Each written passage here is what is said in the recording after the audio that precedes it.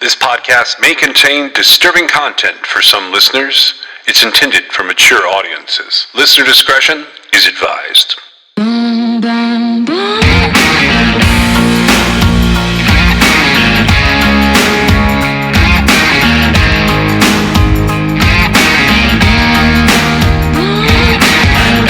This is True Crime XS.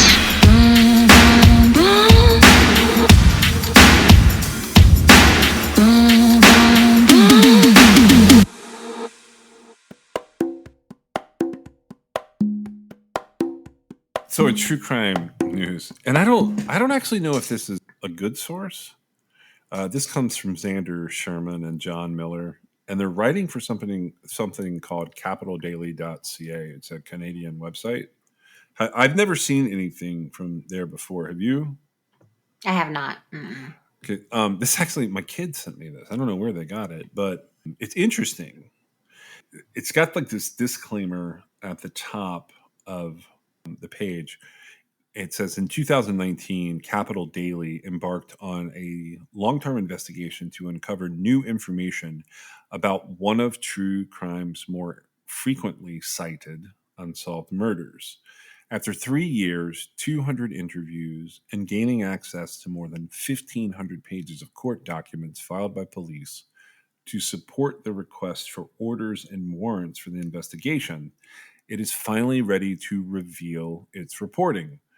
The result answers questions that have eluded 15 years of heavy media coverage and dispels misinformation that police say could be damaging their case. And then there's a warning that this story contains graphic language and descriptions of violence. It's funny because we started doing this several years ago. You and I started down this path where we really wanted to see what was missed, and like that's been my catchphrase, like even in season 1 of this show, they just missed it, because the mainstream media and sometimes investigators and family members, like something will happen in a case and they just, like, for some reason they don't understand what's being said, and that's like the best case scenario. And the worst case scenario is they just made up what they wanted to say. I don't think the two things are mutually exclusive. That's very true. I would agree with that. This is a case that you and I have had a lot of arguments over for a variety of reasons. But the biggest one is, I would call this case a true whodunit. What do you think it's a true whodunit, or do you think somebody knows in law enforcement and they just can't put all the pieces together? Well, I was sort of under the impression that at this point it is all coming together. That could be the case. Okay. And so this case makes me cringe. I feel like I probably know who did it. Okay. So the title of this article, which I left out at first, is "The Case the Internet Got Wrong." And there is a subtitle to this that says, "A new investigation sheds light on Lindsay Buziak's unsolved murder, revealing a vast web of misinformation." This case is baffling to me personally, but that's not even what the article's really about. They do address the case itself. We've talked a little bit about Lindsay on the show before. She came up in season 1 as just one of the things that happened in time. Her death took place on February 2nd, 2008. And when we were sort of looking at everything we could possibly look at related to Israel Keys, etc., we also talked about a case of a guy from 2004 named Al Kite. And we mentioned Lindsay in the course of that. But here's the tone of this article. Here's how it starts out. "All true crime fanatics have that one case that keeps them up at night." And this is a TikTok influencer that they don't credit here, who told her audience of more than 400,000 followers that her case that keeps her up at night is the murder of Lindsay Buziak. The nutshell version of that is Lindsay, a 24-year-old real estate agent, was stabbed to death on February 2nd, 2008, while she was showing a vacant house to an unidentified man and woman. Jason, her 27-year-old boyfriend at the time, discovered her body. And 15 years later, her murder remains one of Vancouver Island's most infamous events, which is how Vancouver Island and its location and its proximity to some of the other stories we told is how we end up like looking at her at all. But the article goes on to say, with no arrests and few answers from police, conspiracy theories and speculation have spread like Pacific wildfire. In her next sentence, this TikTok creator mistakes Lindsay's hometown, Victoria, for Vancouver. It's the first of so many errors, and among the least troubling part of her account. Throughout the rest of the 3-minute video and in the comments section, she gets fact after fact wrong, from purported details about Lindsay's relationship to what she describes as the lack of footprints in the home, leading to the proliferation of more misinformation and unfounded conclusions. The article goes on to break down sort of how many people have liked this and commented on this video, and how some of the people point at Lindsay's boyfriend, Jason, and some of them point at Jason's mother. But the idea is that there are dozens and dozens of TikTok videos about this story. There are hundreds of YouTube videos with millions and millions of views. There are between 2019 and 2022, according to the authors at Capital Daily, there was an average of one video or podcast episode about this murder made every single week. Her case was covered by Dateline NBC, Crime Watch Daily, Investigation Discovery, Dr. Phil, and much of that coverage contains inaccuracies and further propagates misinformation. I don't know which direction you want to take this. So was that shocking to you? Is this a shocking proclamation to you? It is interesting to see someone seizing on the idea of pop crime at this point. Pop crime being popular crime, stuff that stays in the news and doesn't go away. Natalie Holloway's an example. Gabby Petito's an example. Lindsay Buziak's story is also an example. Maura Murray's an example. I mean, more from the perspective of like, somebody has taken the time, which we do it on the show all the time, but somebody has taken the time to write this article to say, like, this influencer, the case that keeps her up at night. So this would be like top of the mind case for this person, right? She virtually has no understanding of what actually happened. Right? No, that doesn't shock me at all. In fact, that is something that you preach day in, day out when we're looking at stuff. I feel like it's so important because narratives are always wrong. And the reason that they're always wrong is because the narrative is what has been pieced together, back in the, olden days, back in the 80s and 90s, it was what, journalists were able to piece together to condense, well, it's actually really simple, but it's so simple, it's complicated. And they have to take the simple that's complicated and then simplify it into a storyline, right? Because that's the only way that people in general can grasp cases, right? I call it spoon feeding, but yeah. We can't, we can't digest. We're not the investigators on the scene. We don't experience it personally. It all starts with whoever the first person is that gets the first fact wrong, right?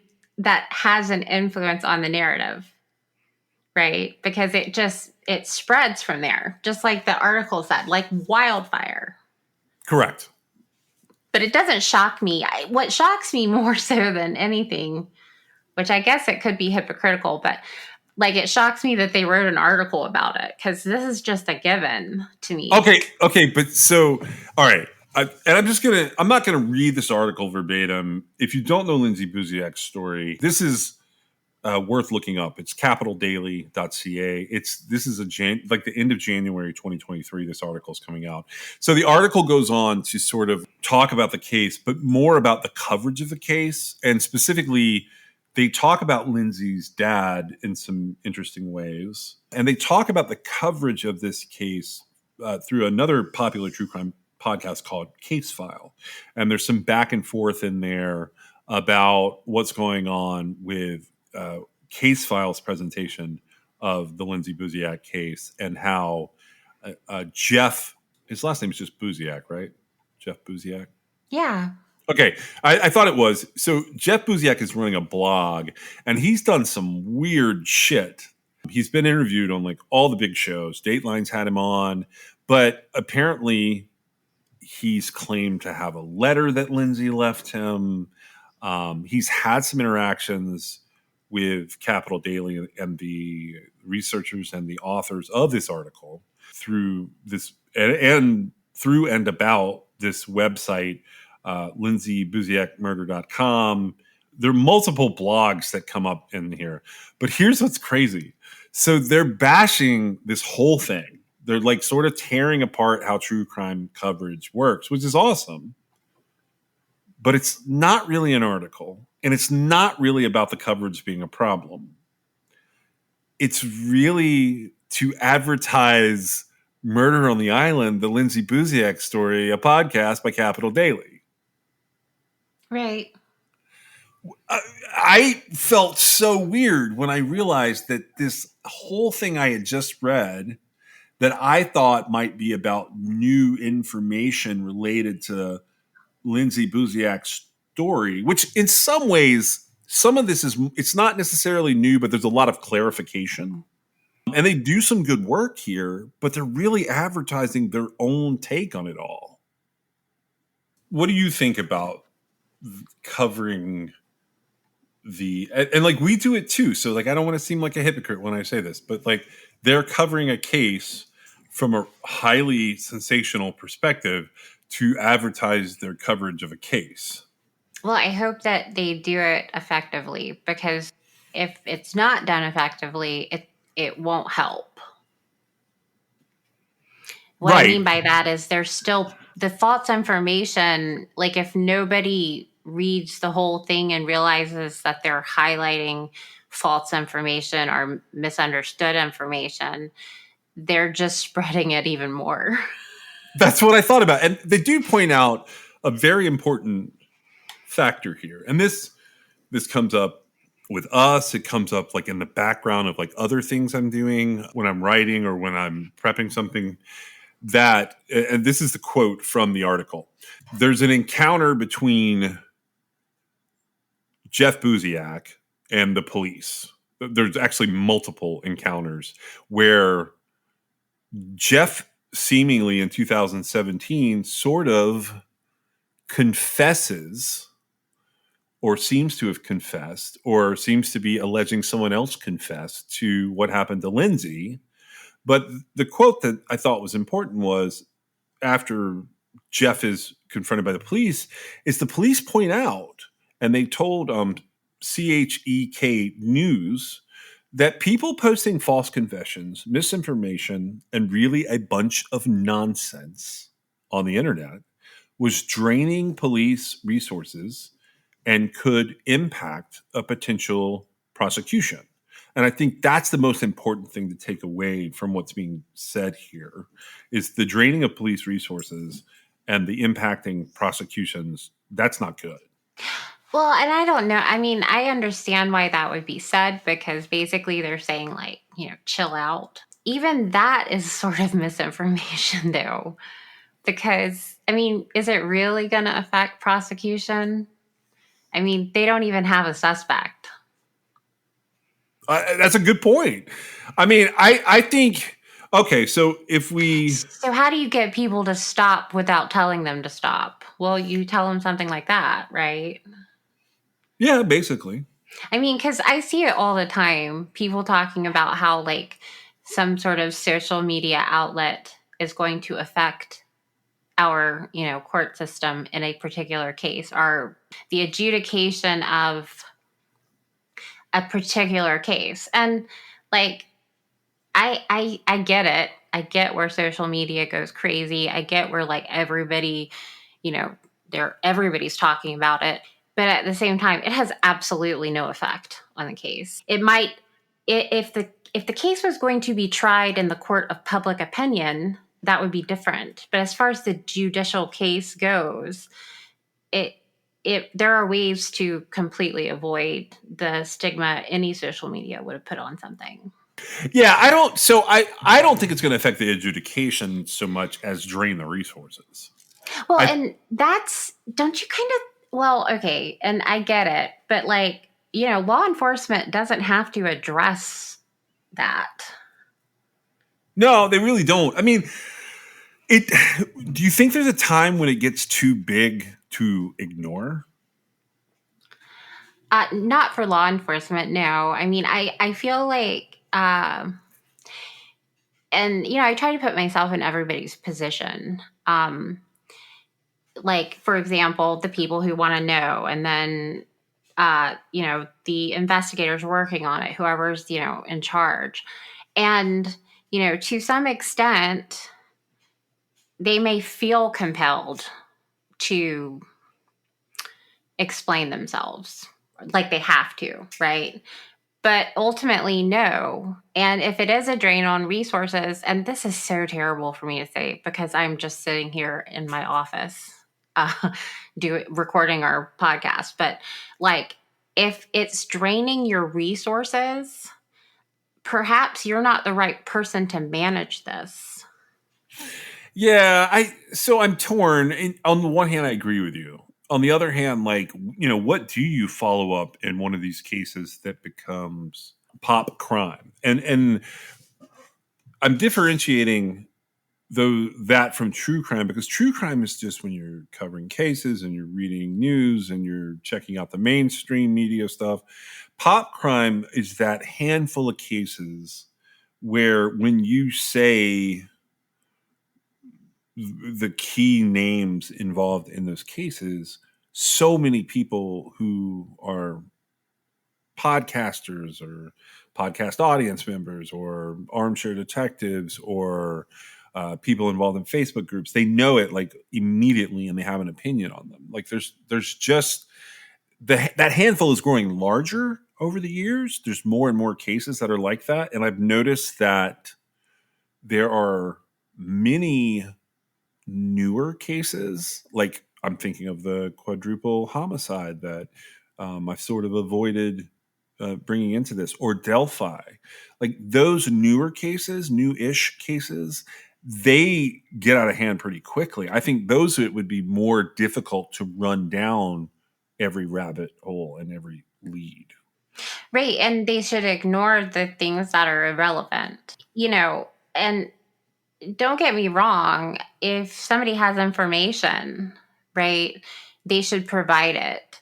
But it's a pretty safe bet that most people that are talking about it on social media don't have actual information.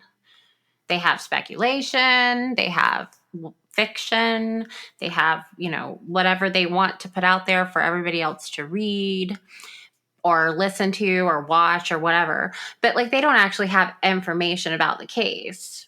It's completely up to law enforcement to not drain their resources on things that are coming in from social media.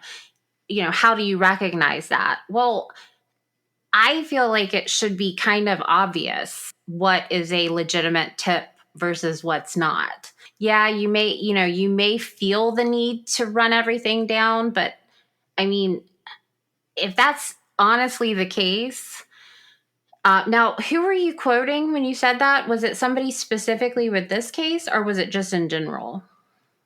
Like when I'm quoting the resources and the drain social media is having on resources. Okay, so the person that I'm quoting here is it's a staff sergeant named Chris Horsley.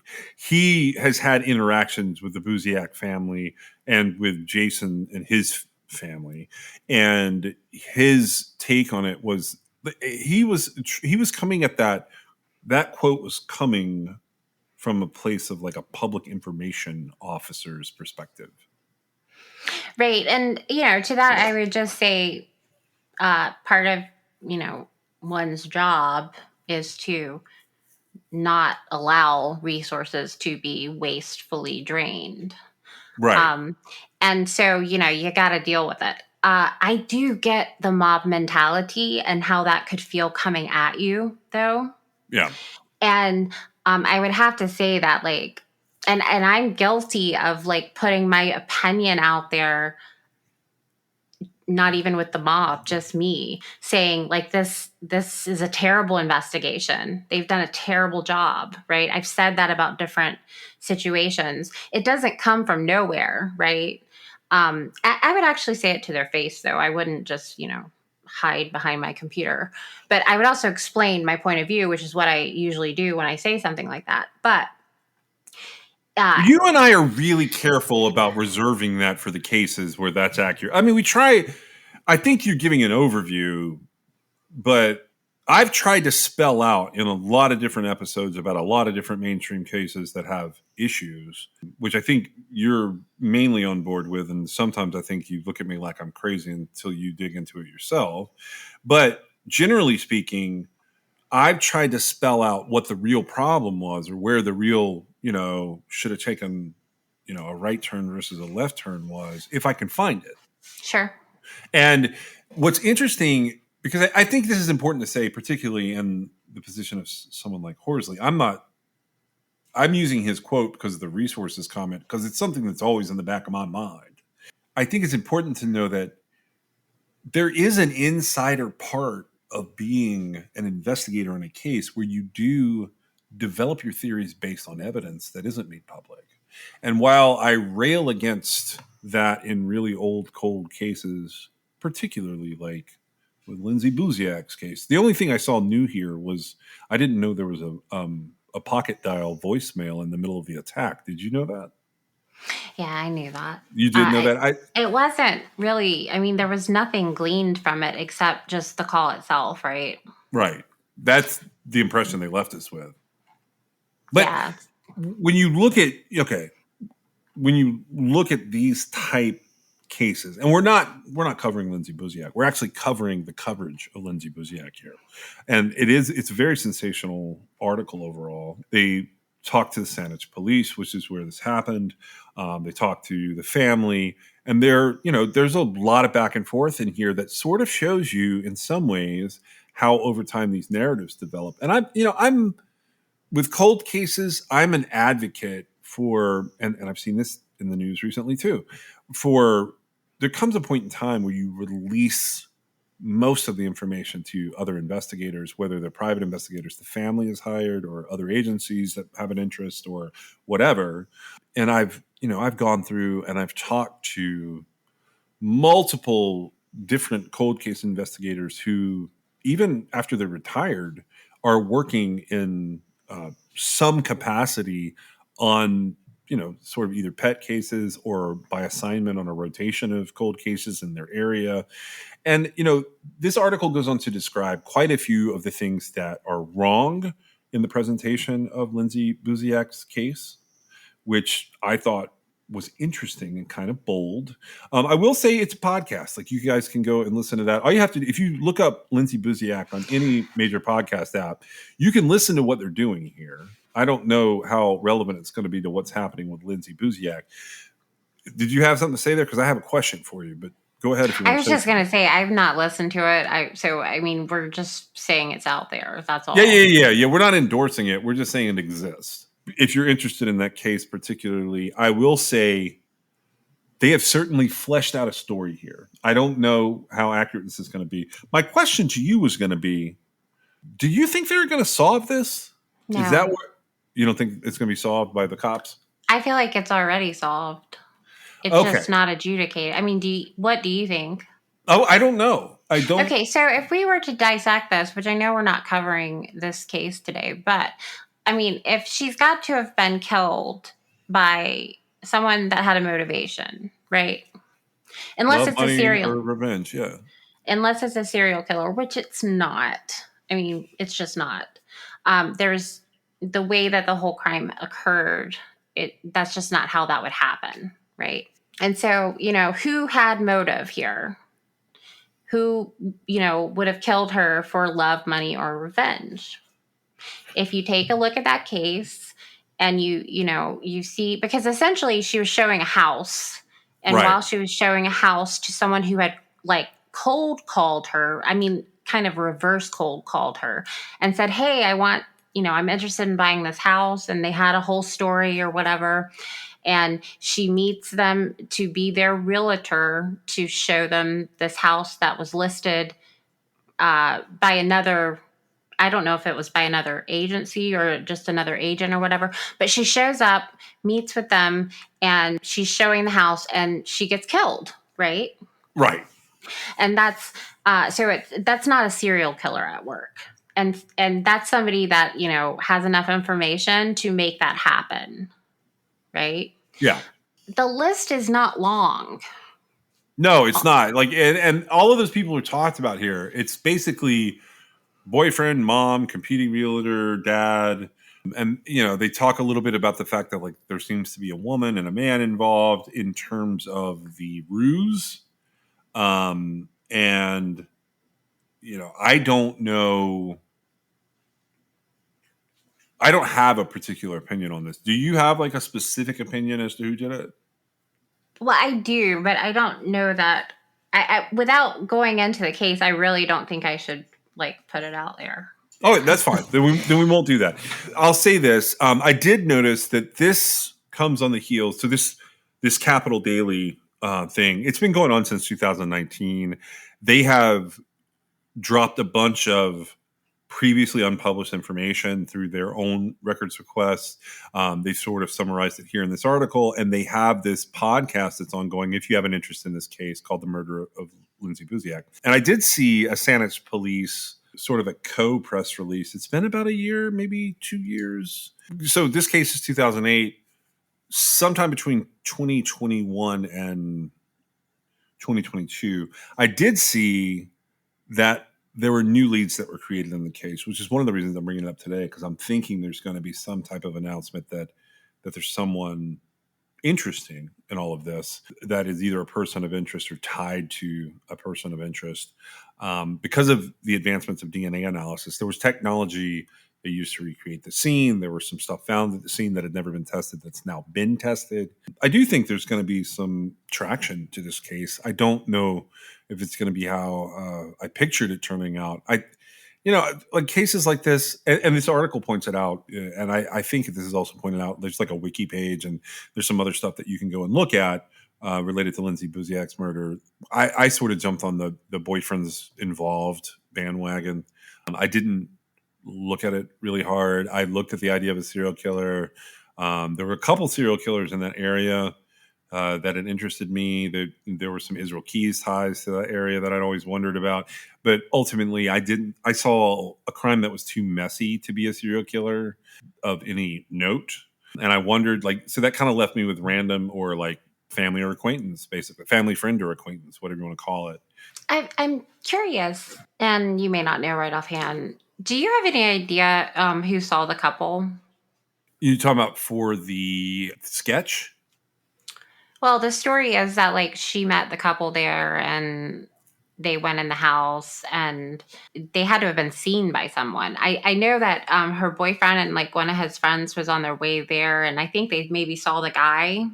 They saw two people. There are two. Okay. There are two witness composites that come up here. The exact story that I have heard over the years goes something like, insert a time. I think it's 5:15 or 5:30 or something in the evening, and so Buziak has talked to these people on the phone, and two witnesses observe her walk up to a couple near the house and shake hands. They described a Caucasian male with dark hair and a blonde-haired woman with a very distinctive dress walking towards the house. The man had dark hair. Woman was blonde. I think they're both 35 to 45. And whoever the witnesses are, they saw Lindsay shake hands with them, and they discerned that they had never met before and they were meeting for the first time. And then they saw them enter the home. But we don't know who those witnesses are. We don't know who those two witnesses are. I don't know that they're named. They could be. There was a sketch released, and I think I read it in the Times up there maybe. The sketch was of the woman, and it was like a profile picture. and I assumed it was from a distance. I do know that Jason had been able to see someone, I think, through a window or the back door. There was something going on where the boyfriend was there with a friend, and ever how they were getting into the home, they saw some sort of figure, but I don't believe there was a sketch from that figure. I could be wrong there. It could be that Jason and his friend are the witnesses, but because he wasn't there at the beginning of the viewing, the showing of the house, I assumed it was someone who lived in the area. Right. And that's always been a pressing question to me. I actually don't think it's actually addressed anywhere. And it can become relevant, right? At least the narrative part of the story. Now, I don't know enough about this case to make the distinctions that were being made in this article. But I could probably find problems with the ones that are made, but we're not doing that.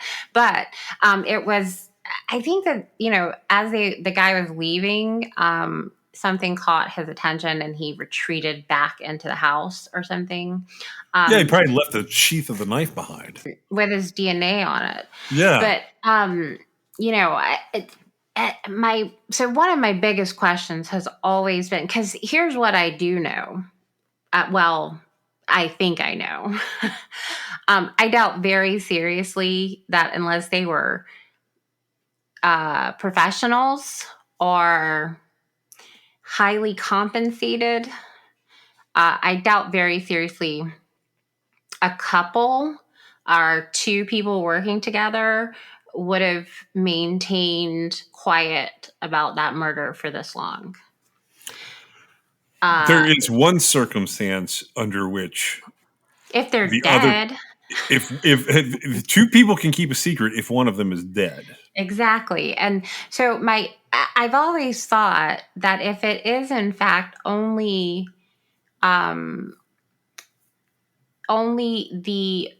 boyfriend and his friend, because they were supposed to be there for her safety, but not to intrude, right? That was like the whole point.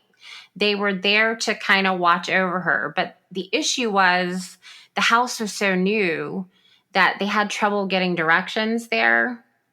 This was 2008, so it's a different time, and so there was a little bit of confusion, but the whole point was that he was supposed to be there in case there was a problem. But she had been very clear that she did not want him interfering with a showing. So I assume he did this for her all the time, right? Oh, I'm sure. He showed up and he brought a friend with him. I don't necessarily remember why the friend was with him or whatever, but they were just basically there to watch. Now, it's all kinds of ironic, right? That he shows up and essentially sat in his car, probably while she bled out, if she wasn't killed instantly, possibly while the murder was happening, right? Well, it has to be. There has to be some overlap there. And that was one of the things that was a burning question for me, was what was the exact timing of all that? Because he texted her to let her know that he was a couple minutes late and she was okay with that. And then he had arrived. But, as a lot of murders do, which is another thing that makes me think not a serial killer, is basically the eyewitnesses said to be, and I pulled this up while we're talking, the eyewitnesses says that whatever goes down starts at 5:30, and Jason and the person that he is late with, they arrive at 5:40. And they see sort of possibly a figure in the glass at the end of it all. And so that's a 10-minute period where she's introduced herself to those people. They've gone into this house and she's dead. And it's described as a pretty brutal crime by the different investigators that I've read talk about it. But it's also described as a pretty amateur crime, which is how they rule out some of the things overall that have come up over the years, where there's this whole cartel angle that comes up. These cases that have these pop crime legs, they get a lot of theories attached to them that are frequently bullshit. Unbelievable. Unbelievable. This had nothing to do with the cartel. No. And I can't even make that make sense in my mind, but I see it. I see where they come up with all this stuff. And, it's the straightest line here. Come Yeah. on, right? Now, it could be like this, like, interesting fictional movie plot, right? It's very much a movie plot.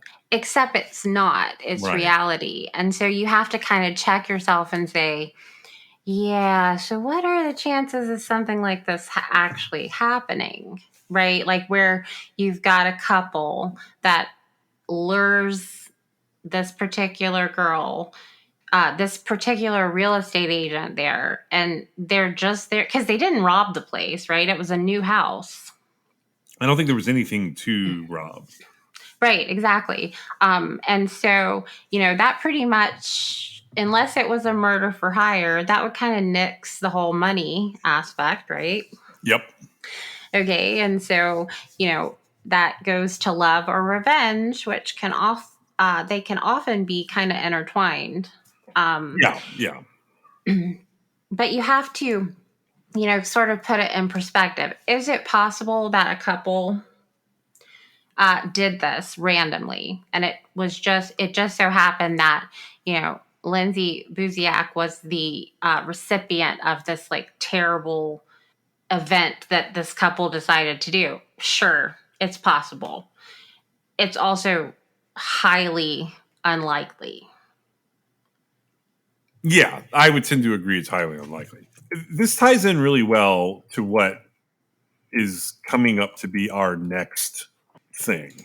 Do you have anything else that you want to say about this article and kind of the possibility of if her case is solved? That's going to be amazing for me. Do you think it'll be solved? I mean, if they've got DNA from the scene that points to somebody close to her, like I think it might. I think it's a real narrow group of people that could be involved here. I don't really know what the motive would be, except to say that I agree with you on the possibilities.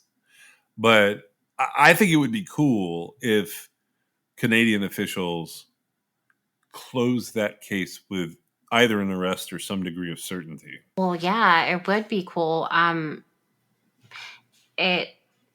mean, I find it hard to believe though that DNA evidence wouldn't have been like siphoned out and analyzed by now. I mean, because 2008 was. They're saying advances in technology. So in the press release that I had, they were saying that a joint deal between RCMP and the FBI and the Saanich police in like 2021 or 2022, like they had some stuff to test that had not yielded results before that they thought might now yield results. And that's the reason I'm saying, like, maybe they do have something there, and it's one of those cases that, like you said, it's solved but not adjudicated. Maybe they're getting closer to being able to adjudicate it. Is that a better phrasing of that? Yeah, I mean, I understand what you're saying. I do know it has become. I'm, I scratched the surface on being familiar with how DNA has evolved, and it just seems like this would be like a huge priority, right?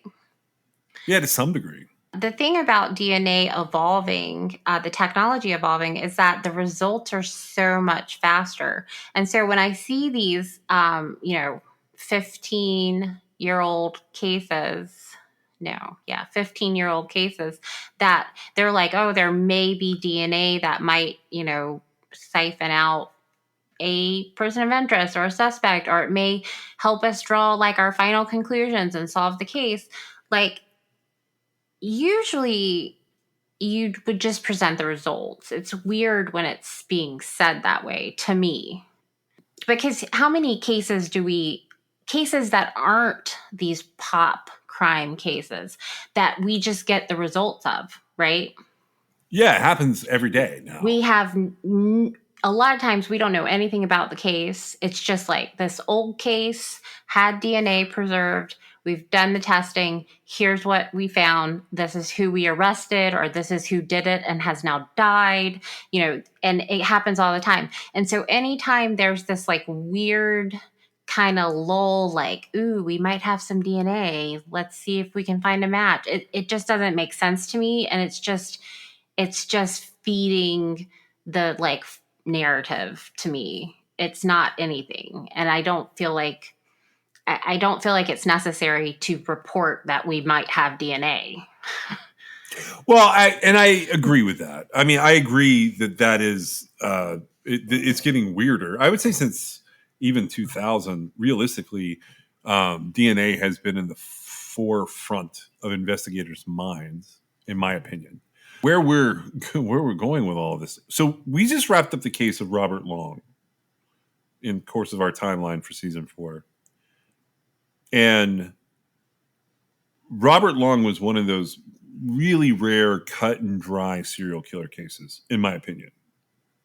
And by cut and dry, I mean he did everything in such a short period of time that all the evidence was linked because of similarities and fibers and hair and fingerprints. And if you went back through that, more than likely DNA. He's been executed at this point. So, for all intents and purposes, his story has a big circle which is closed out, right? Yeah, I think so. I mean, there's no question in my mind. Yeah. So where we're going next, where season 4 is taking us next, is a very interesting place. And it was weird that this came out as we're working on season 4, because the second place that we're headed is to what's known as the EPANA task force in Canada. And when I say EPANA, I'm saying E-PANA.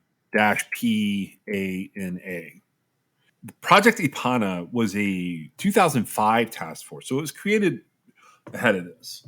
So, for those of you who maybe are not so geographically inclined, which includes me, let me describe this for you. Vancouver, where we just were talking about Lindsay Buziak, is as far across the continental United States as you can get from where Robert Long was. Robert Long is down in Florida. We are going all the way over and above Washington State for Vancouver.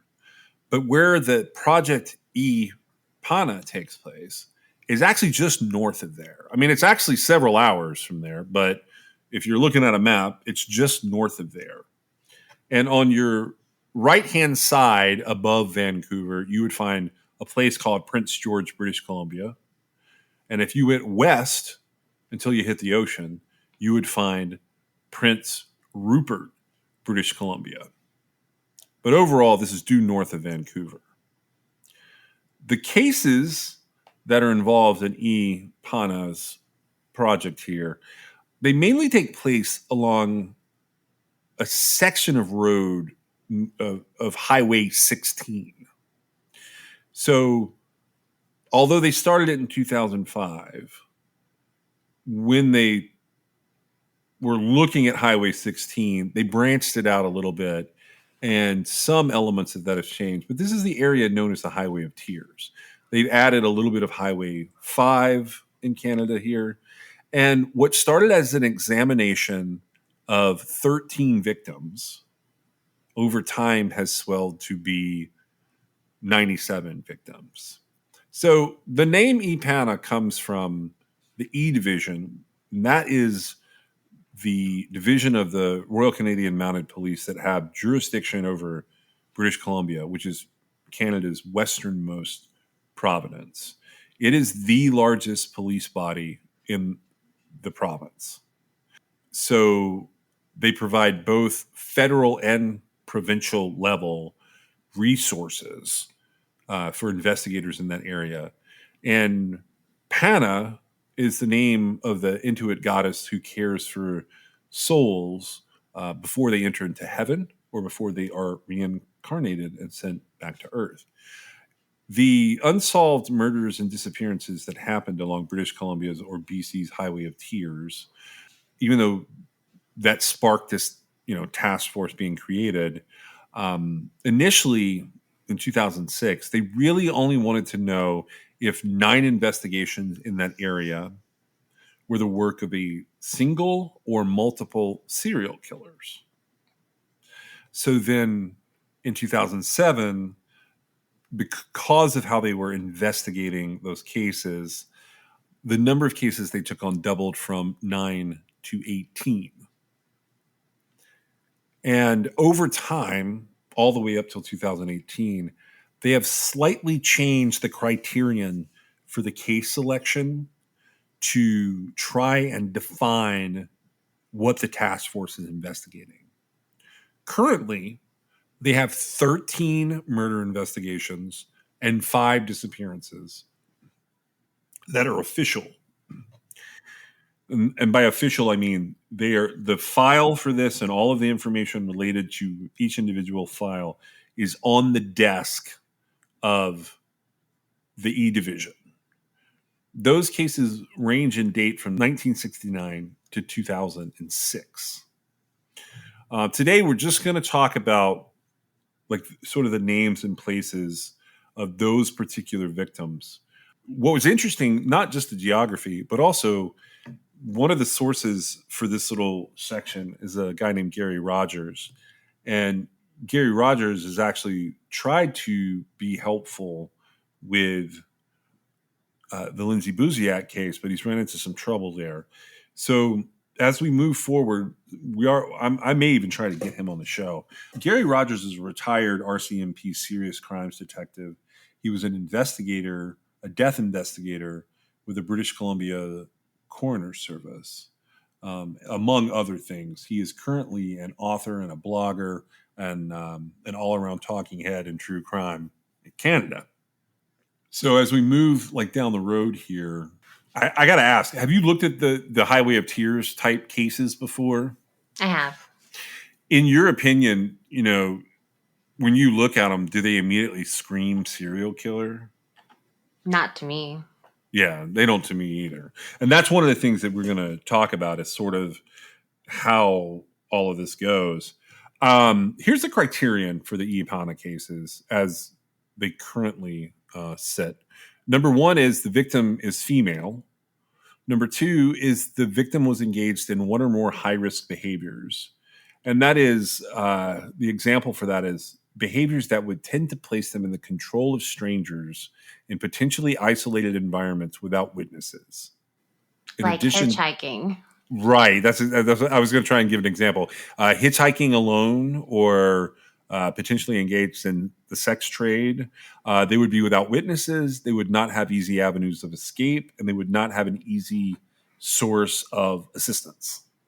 That's the second criterion. The third criterion is that they went missing from or their body was found near Highway 16 from Prince Rupert to Hinton, Highway 97 from Merritt to Fort Nelson, or Highways 5 and 24 connecting Valemont and 100 Mile House. And the fourth criterion was the evidence indicated there was a stranger attack, meaning no known suspect was seen or identifiable, and there were no grounds to believe that the death was the result of suicide, misadventure, or domestic violence. And I did notice as I got deeper into this that misadventure included all manners of accidents, meaning accidents the victim themselves might have precipitated or caused, or accidents that like another person might have had. So if we look at just sort of a glaring overview to start this off, I want to focus on who is like officially on this list of victims at IPANA. And again, it goes all the way back to 1969. Gloria Moody was 26 years old when she was the victim of a homicide. She was last seen on October 25th, 1969, leaving a bar in Williams Lake. Her body was found in the woods at a cattle ranch 6.2 miles away from there. And this is technically not a Highway of Tears case. However, she is First Nations, which means she's of Aboriginal descent in Canada. The second case is Micheline Pare.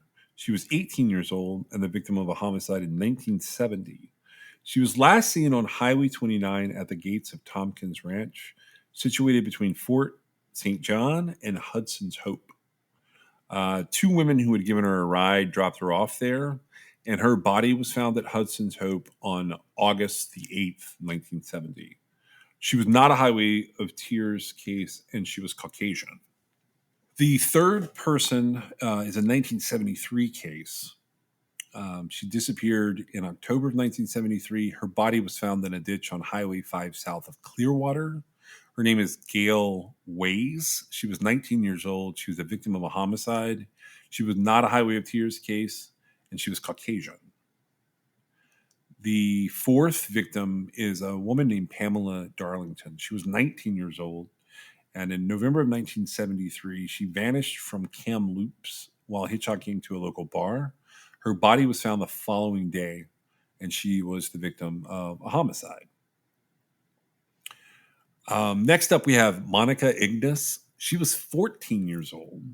She was believed to be going home from school when she was last seen at 11 p.m. on December 13th, 1974 in Thornhill. She was walking home alone, and her body was found in a gravel pit near a densely forested area on April the 6th, 1975.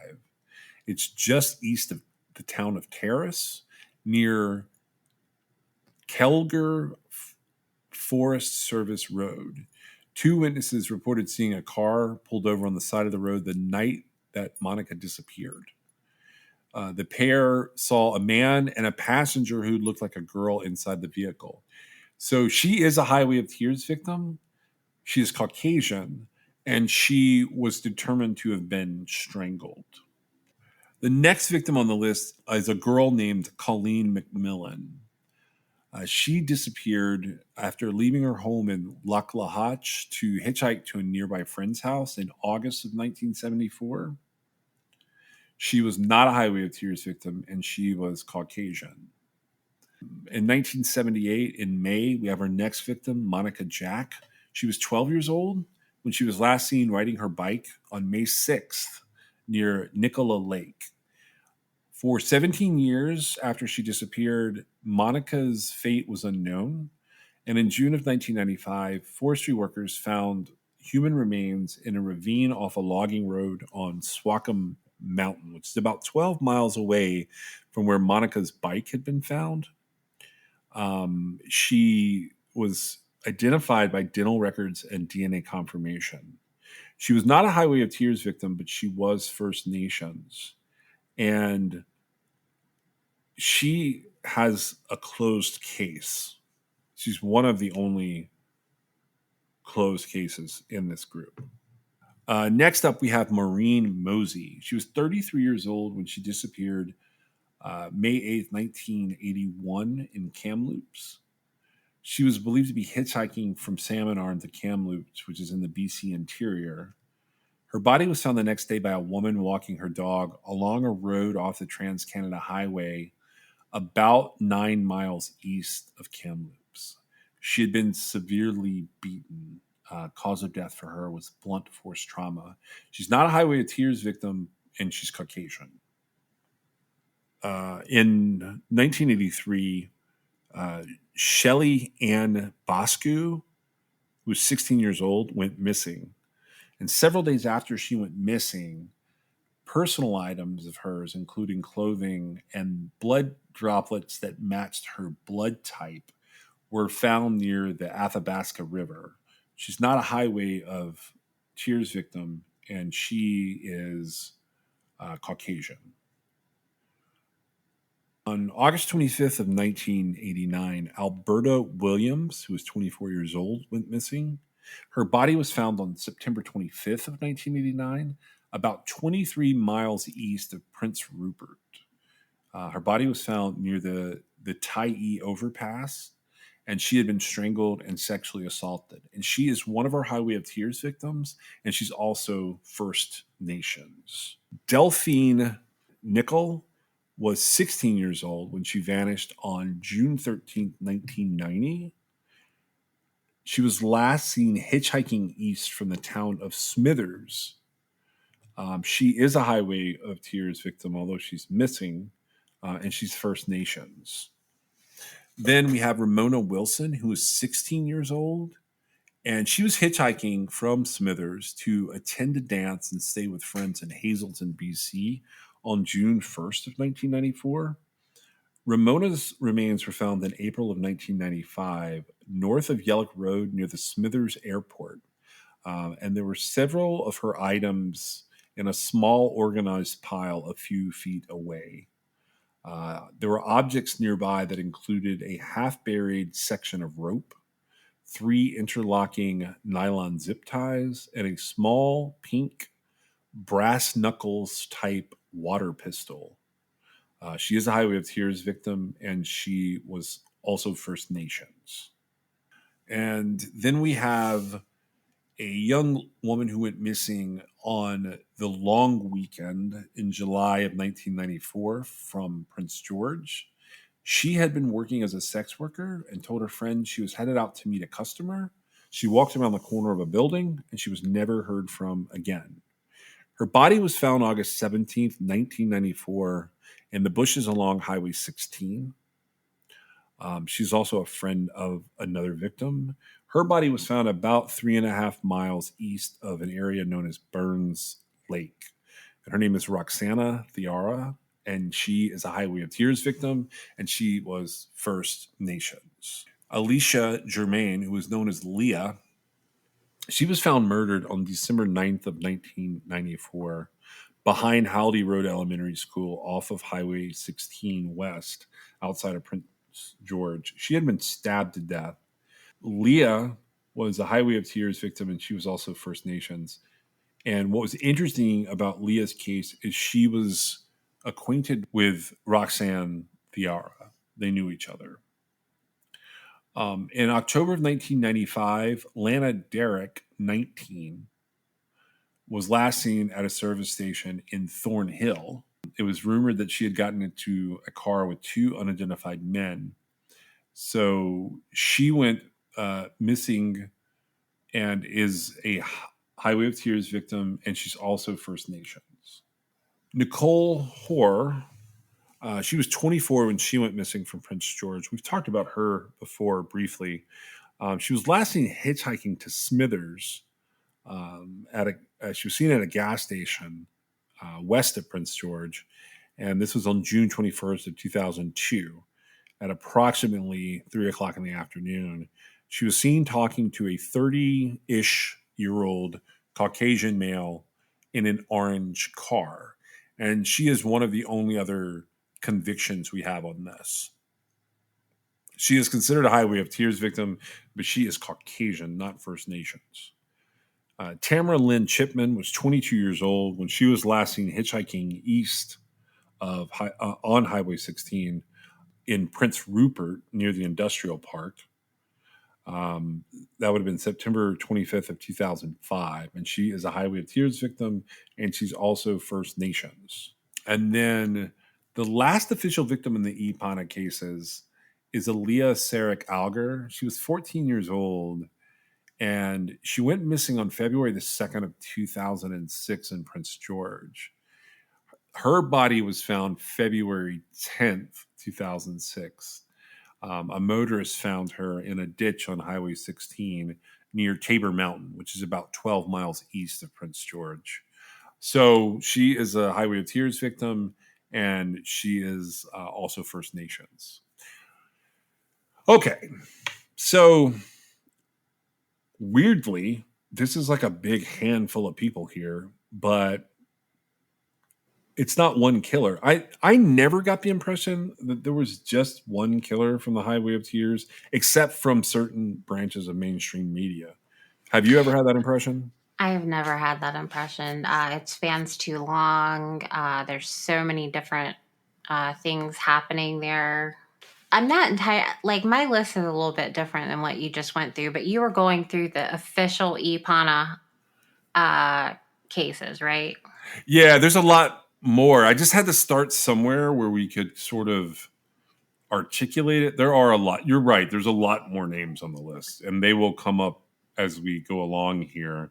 I started with these names because these files are with the E Division. All of Right. these Well, files. the only thing I was thinking was like with what you've said, I'm not entirely sure like what I was going to say about not thinking it was a serial killer would apply, but I think it does. It just seems like there are so many. I feel like each individual case has a set of circumstances that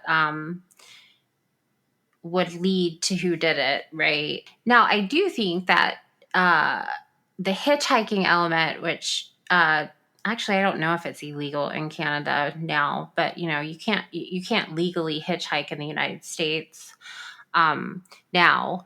But like, so that actually brings in like this real stranger danger sort of element to this, especially since it's based around the highways, right? Yeah. And so it is a very real possibility that while it is unlikely a serial killer did this, that it could be a stranger, right? Right. But some of them I didn't think even fit that criteria necessarily. Yeah, I think it's going to be like, I think this will be one of the more difficult things we've done. I mean, so they've laid these murders on a couple of different people over time. And it's like you said, you, it's this real mixed bag of like who did what. There's these active killers that are sort of like just below, like in the US or like in Vancouver. So they're south of this area. And this is a remote area. You know, it's definitely so at this point it's known that as far as the Highway of Tears or the Eponic cases, it's not just one killer. It's a mixed bag of things. Now it does. You were saying like you had more names there. Well, yeah, I have names on a list that go all the way to December 2018, Right. and that's it's an impressive list. And we're going to go over it and we're going to talk about it. But what we're really going to do is we're going to talk about some of the cases that are now considered to be connected to some of these guys.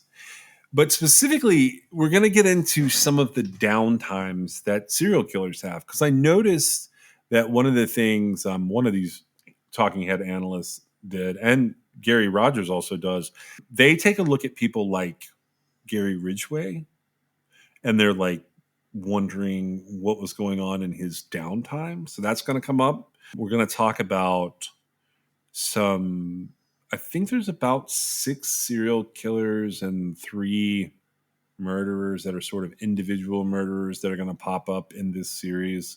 But what we're going to do here is we're going to go for an episode or two in an overarching way, and look at some of these guys. And we're going to focus in on one of them because you and I have developed some pretty serious questions about how he ends up in all of this, because he's not just tied to things here, he's tied to things in the US. And allegedly there's DNA, but we have questions, I think is the best way to state that, right? Well, there's always questions. Yeah. So we're going to go on a little journey. So I guess the next episode, we're going to pick 2 of these killers to talk about that are sort of low-hanging fruit. And at this point, we know where they are. They're definitely behind bars. And we'll talk about them, and we'll get into how some of these cases are reported to be tied to some Washington and Oregon area homicides. I think what we're really getting at here is this the type situation where it's really easy for law enforcement to make their own serial killer? At this point in time, I don't think anyone thinks this is one lone killer at all. But I think there have been times where it has been easier to consider these cases to be serial killings than it is to just look at maybe we have an overarching violence problem. That's been sort of, well, and it's double edged because putting it out there, like, the Highway of Tears murders, it does get the case's exposure, right? Again, journalists weaving the narrative, it sort of, I don't think I've ever seen anything about the particular Highway of Tears murders that doesn't allude to them being connected somehow. I mean, that's before like they started actually solving it or solving some of them or presenting most likely scenarios on some of them, right? Oh yeah. And so one side of that is it does expose the cases. The other side of it is like, I am always hesitant to I never go along with it, but I'm always hesitant when that's what it takes to get the narrative out there because I'm always afraid that it's going to take away from each of the individual cases. And, we talked about this with the Jeff Davis 8 about how, the cases aren't being solved because it's being looked at as a group that they all have to have certain elements. And, I don't know for sure that it was done purposefully. I do think that, like, you're right. No investigator at this point would think, oh, these are all connected, right? Even just a span of time, right? Yeah. But it's just an unfortunate set of circumstances that, a task force of investigators, they were like, something's got to be done about this. I do agree that in the majority of these cases, especially like we're hearing now you said not all of them are Highway of Tears murders, but the Highway of Tears murders and then the sort of just group that the EPANA task force is working on. I do feel like there's this overarching violence against women problem, right? Yeah. That is, I don't know why it's not being addressed head on at this point. I'm not sure. It seems like, well, at least to me, it's like really apparent. Do you feel the same way?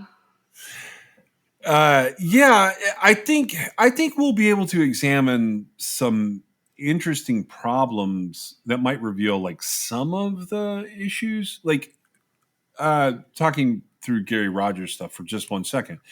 Like the reason I was singling out if they were Highway of Tears or if they happen to be Aboriginal or First Nations is important.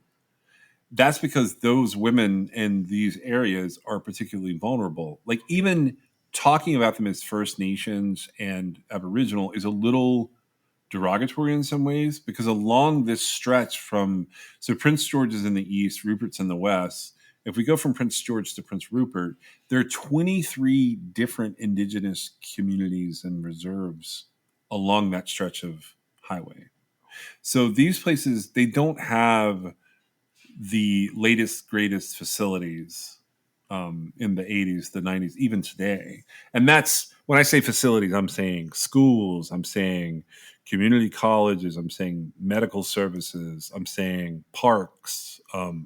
Like there's a huge amount of poverty that occurs because of the way the First Peoples populations settlements are treated.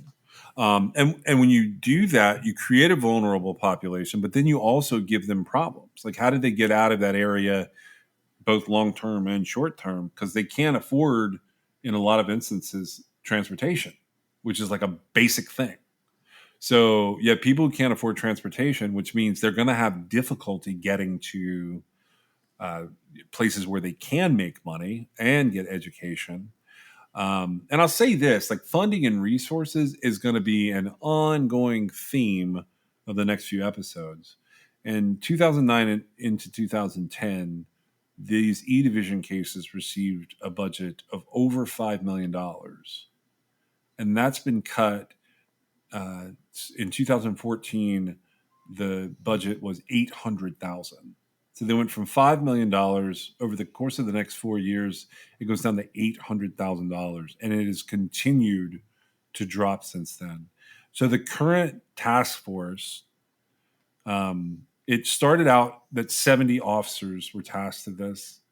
It dropped over 5 years to 12 officers, and now there are just 3 officers working all of these cases.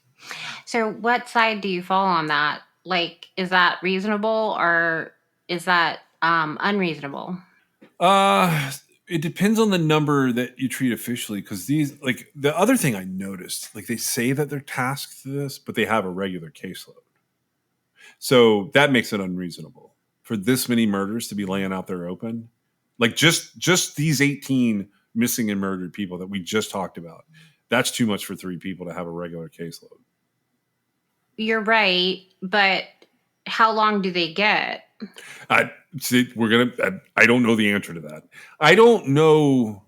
Just I like do with think that a results driven, I think that the drop in funding is results driven or the absolutely. lack thereof. And the fact that they're, getting just these like, either, I don't know how much, we're going to see how much technology comes into play. And we're going to see like, what cases have been solved versus what cases haven't been solved. But I don't think it's unreasonable or should be taken so personally that the funding drops with the amount of time that passes for these cold cases, right? Because the results aren't there. And so it's not, it can be an endless money pit. Now, you're right. That's weird that it seems like if they're only going to have 3 doing it, it seems like that would be like their job, right? Not like their overtime. I'm not really Yeah. sure what's happening there. But to go from like 70 to down to 3 officers working on it part of the time, I guess. I don't know how that's divvied up. But so that seems weird. I don't even see why they need that much funding just for 3 officers, right? Well, it's no longer a task force at that point, Well, I don't think so. There's a lot of ins and outs of cold cases that are really hard to accept. Actually, my experience with it is a lot of times I'm impressed by what's available. But a lot of cold cases, the evidence wasn't gathered to begin with. It's no longer available now. It's never going to be available, right? And so moving forward, you would want to do better, for unfortunately new cases. But there's really nothing that can be done for some of the cases. And so there isn't really an interest in continuing to put a lot of resources into these investigations that aren't going anywhere. Yeah, and so that's one of the things that's going to come up along the way. First of all, I went and dug up Canadian court cases on some of this stuff. I have been sort of impressed by some of the armchair sleuthing, and I'm going to say it's more the people like Gary Rogers, and I don't know if that counts as armchair sleuthing. I've been impressed in some of the applications of their own sort of institutional knowledge that they've applied from having worked in Canadian law enforcement. There's a lot of interesting things that they've done to break this down. The resources are going to come into play. Sort of the groupings by calendar year are going to come into play, where I've seen people take like 1969 to 1974, and they call that one group of activity or potential activity to look at. It's a great way to compartmentalize this case. It's so strange to me, because one of the other things that I want to talk about here is that it's so strange to me how much attention is now paid to the Highway of Tears cases and how little results it has, money aside. Well, I think the reason for that is like they are all individualized cases, or largely the cases are individualized. It just happens to have this like grouping, right? Whether it's the whole thing or like you were talking about, like from, this year to another year. And I do think that the attention brought to it heightens awareness. I like to think it prevents, a recurrence or a new case. But at the same time, like this isn't like this overarching problem where they're going to see like this one dude did it, right? They've got to investigate each case and figure out what happened. Yeah, I think one of the weird things about looking at a case that way, I think it would be, and it's just me talking, I'm telling you from my perspective, nothing else. I think it would be really daunting and kind of intimidating to sit down and be tasked to be one of three people left on a case with this much notoriety. And I think Right. And you said removing a some of that, case, right? right? Well, but removing that notoriety and doing what you just described, which is like, okay, is there a place I can start with a single case that's a single person and a single victim that I can go, this makes me think I could move in a direction with this victim and close this case, Right. meaning just this one person.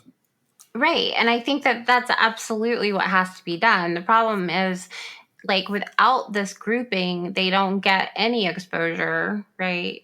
And so the grouping helps, but then it's got to be broken back down into these individualized cases. And that's really hard to do once the narrative is sort of out there. And I don't know. I mean, I could go ask, 100 people, like, do you think the Highway of Tears murders in Canada, is that a serial killer? And I would assume a high percentage of that would be yes, right? Just sort of what's out there in mainstream media, because that's the impression that the whole concept gives, right? Yeah. And, if you look for, a little bit, it doesn't take very much to see that, no, there's no possible way this is the same killer. Like, it's not one killer. And that's putting aside the fact that, like, over time, some of these cases have actually been closed and, the person has been convicted of it or they've been found to have died, right? Yeah. I see both sides of it. I do think that they were doing the best they could as far as, like, trying to bring attention to it. Unfortunately, that's not really... Well, especially with old cases. I mean, I don't know about new cases so much, but old cases, like, shining more light on it doesn't make the investigation any easier. Yeah, no, I agree. And it goes back to police resources and, how do you set things up to be adjudicated later? Because that really, like, I think you can damage some of these cases. I don't know how you, like, jump into this and decide where you're going to start. So that's what we're going to. Well, you start with the first one. You mean as a task force officer, you start with the oldest case? Yeah. Well, you can pick your criteria. You could start with the last one. But I'm saying, like, you say, like, where do you jump in at? Well, there is no jumping in. It's like a step-by-step process, but you've got to start somewhere. Yeah. And it literally, like, and see, I think that really illustrates what I'm trying to say is, like, how overwhelming it is when you've got this, like, list of 30 names on it versus when you just got one name with one location or one situation, right? Yeah. And that's how things get solved. But you just have to start wherever it is you want to start. Just pick a name. Now, I would start, I'm a chronological type person, so I would start with the oldest case and work my way forward. They should be able to tell immediately whether they're going to have anything to go off of or not, unless there really was just no work done at the time that the person went missing or the time that their body was found, right? Yeah. I would assume investigators have a sense of this. And then, sometimes the case is that the investigators might have made sense of everything that was going on around the case. It's just there was no evidence there.